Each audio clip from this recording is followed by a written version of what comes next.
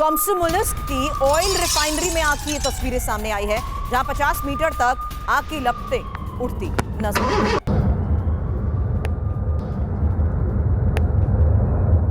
तो फिलहाल एक बार फिर से ये साफ है कि किस तरीके से कुछ इंपॉर्टेंट लोकेशंस को सीधे तौर पर टारगेट किया जा रहा है, और ये रूस के शहर पर यूक्रेन की तरफ से हुई ड्रोन स्ट्राइक की वो तस्वीर है जिसमें ऑयल रिफाइनरी को टारगेट किया गया।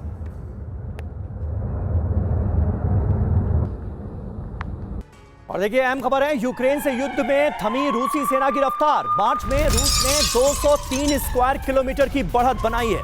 ये मार्च महीने का आंकड़ा हम आपके सामने रख रहे हैं। फरवरी में 427 स्क्वायर किलोमीटर की बढ़त बनाई थी रूस ने। तो रूस लगातार आगे बढ़ता नजर आ रहा है।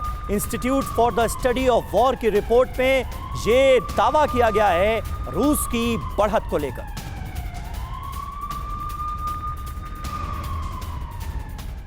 हालांकि सवाल यही है कि एक और ब्रिटेन को लग रहा है कि युद्ध 5 साल तक चल सकता है। वहीं रिपोर्ट्स में तो दावा यह किया गया कि अब रूसी बढ़त की रफ्तार ही धीमी पड़ रही है।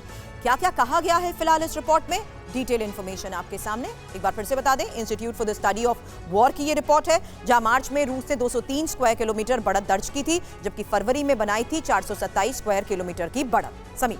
जी हां, ब्रिटेन के रक्षा मंत्रालय ने भी जारी किया रिपोर्ट। ब्रिटेन ने भी किया रूस के धीमा पड़ने का दावा। सवाल देखिए क्या है, क्या 3 साल में यूक्रेन से युद्ध में थक गई है रूसी सेना? ये अहम सवाल है। आप मेजर जनरल के तौर पर सर्व कर चुके हैं ब्रजेश जी, किस तरह से इन दावों को आप देखते हैं? एक तरफ कहा जा रहा है कि रूस की जो रफ्तार है वो थमती नजर आ रही है, सेना थकती नजर आ रही है, और दूसरी तरफ कहा जा रहा है कि 5 साल अभी ये जंग और चलेगी। समीर, ये बहुत अहम प्रश्न है। यूक्रेन के बारे में जितनी जानकारी हमारे पास में है जी, वो ओपन सोर्सेस से है, वेस्टर्न सोर्सेस से है, और ओएसएंट जो कहते हैं उनके थ्रू। रशिया के बारे में जो जानकारी है हमें कम मिलती है आमतौर पर। लेकिन जो आंकड़े आते हैं वो इस प्रकार हैं, उसके ऊपर हम लोग अपना अनुमान लगा सकते हैं। किसी भी ऑपरेशन में जो ऑफेंसिव करता है, जो अटैक पे जाता है, उसकी क्षति या हानि ज़्यादा होती है।